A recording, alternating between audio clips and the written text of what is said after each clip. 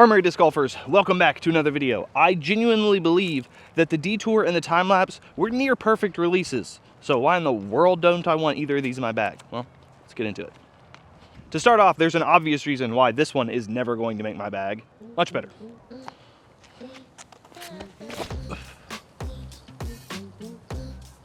Yeah, I mean, that's a fantastic flight. Problem is,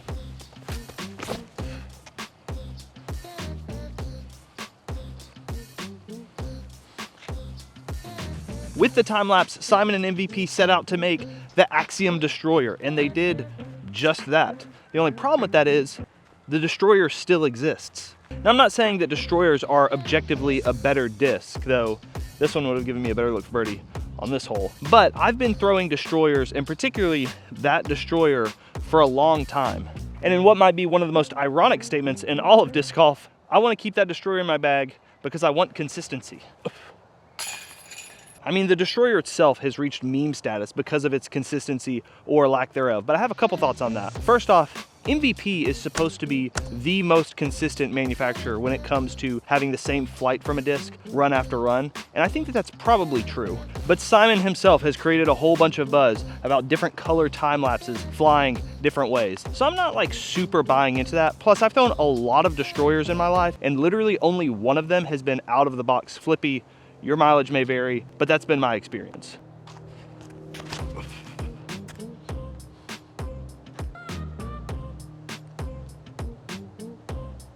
But honestly, consistency of a disc run to run isn't even really what I'm talking about when I'm saying I want consistency in my bag. And I think the philosophy of consistency within your bag can help make you a better player within the same round, so you can be a back nine bully, score better on the back nine than you did the front nine. So I want to talk to you about that as we look at the detour and the time lapse. Yeah, I actually do see a pretty significant difference in stability between that and the orange one, just since we're on that note. This particular Destroyer has been in my bag for a long time, and so I've thrown hundreds of shots with it. And so there's a consistency and a comfortability of knowing how this disc flies on different angles, at different speeds, forehand, backhand.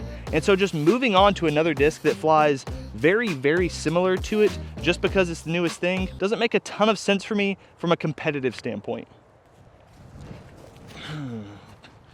Good stop, self. Little gust of a headwind there, no thank you. I mean, but if it's gonna be a consistent headwind, at least I know what I'm throwing into.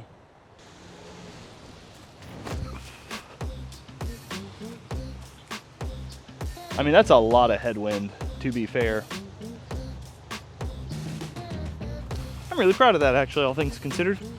I'm obviously not saying never add a new disc to your bag, but if it's a slot that you've got pretty much locked down, and you're replacing it with something that's only slightly different than what you already have, I think it's a better idea to just stick with your guns. And this same philosophy carries over on a throw-by-throw basis within a particular round. But first, I want to show you what a detour looks like compared to what I throw in that slot, which is a hex.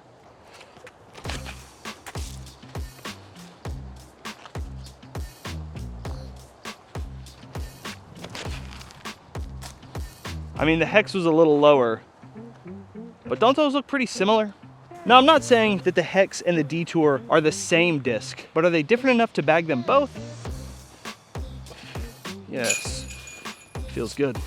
And is whatever difference that is between them significant enough for both of these discs to warrant completely separate slots in your bag? I would personally rather throw the same disc over and over throughout the course of a round. That way I can actually make adjustments to how I'm throwing it and how it's flying in that particular round on that particular day.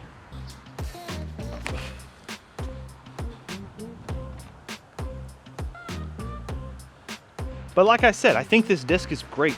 I'm not a hardcore mold minimalist, but I have noticed recently, particularly in my rated rounds, that I do score better on the back nine, and I really think this idea of consistency is a big reason why. Oh man, that feels good. Wish I could do that consistently. So if I need my hex, which is my workhorse mid-range, to go slightly straighter or slightly farther to the right or whatever, I just change the angle on it a little bit. I would rather do that than slightly adjust the disc that I throw and slightly adjust the angle that I throw it on. I'd rather have something that is noticeably less stable than it, like a lobster, or noticeably more stable than it, like a bobcat.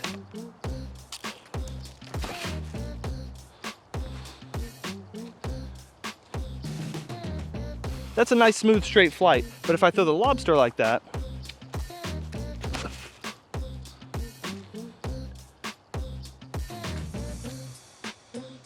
it's really moving to the right. Those are very distinct slots in my bag. So if I do need to throw the lobster in round, I know that it is very different from my hex and it wants to get over, whereas the detour is just kind of less stable than my hex. Honestly, if the hex and the detour came out at the same time, I would probably choose the detour and keep the Rock 3, which used to be in my bag, because I wanted something that I could throw in hyzer that would stand up, push straight, or maybe even turn over a little bit, like this, hopefully.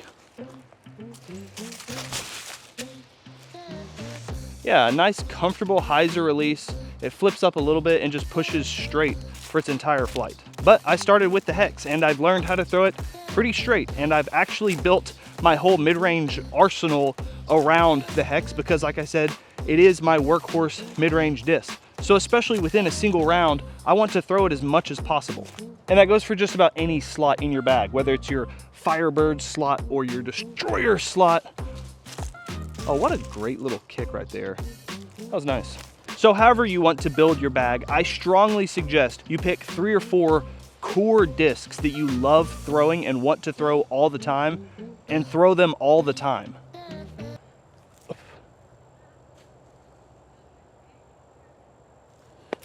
I mean, this has to be one of the most common occurrences in disc golf. You're playing a casual round with your buddies and somebody, I'm not naming names, I'm just saying somebody throws a disc that goes too far left. And you're like, I should have thrown that flatter. And so you go back to your bag and you grab a less stable disc and you throw it flatter. And you pull the old double correction move. And so now, instead of throwing the same disc and throwing it flatter, you're throwing a less stable disc flatter. And so now, instead of getting it to go a little bit straighter, now it's turned over and you've gone way too far right. I think a very similar thing happens in our disc golf rounds, where we'll throw a disc and we'll be like, man, last time I threw my rock, it went way too far to the left. So now let me go grab my Buzz SS, where sometimes you need a Buzz SS, not a rock or whatever. But I think that if it's a similar sort of shot, throwing the same disc and just making these micro adjustments throughout the round can really shave strokes as the round progresses.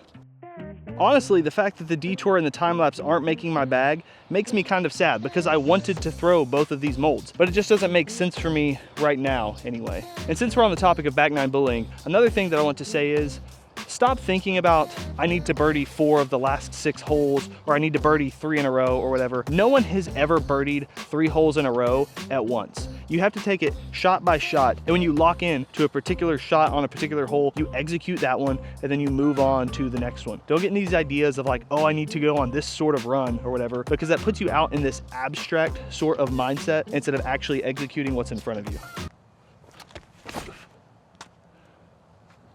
I know that I didn't throw those exactly the same,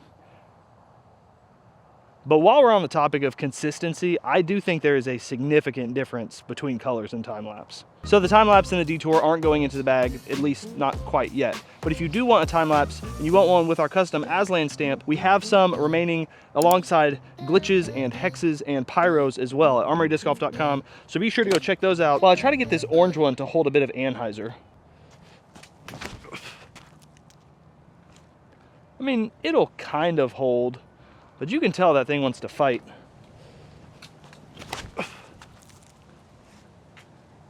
I mean, yeah, if you're just looking for a bomber time lapse, oh my goodness, that's like under the bucket.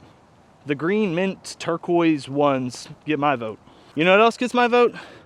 Is a glitch.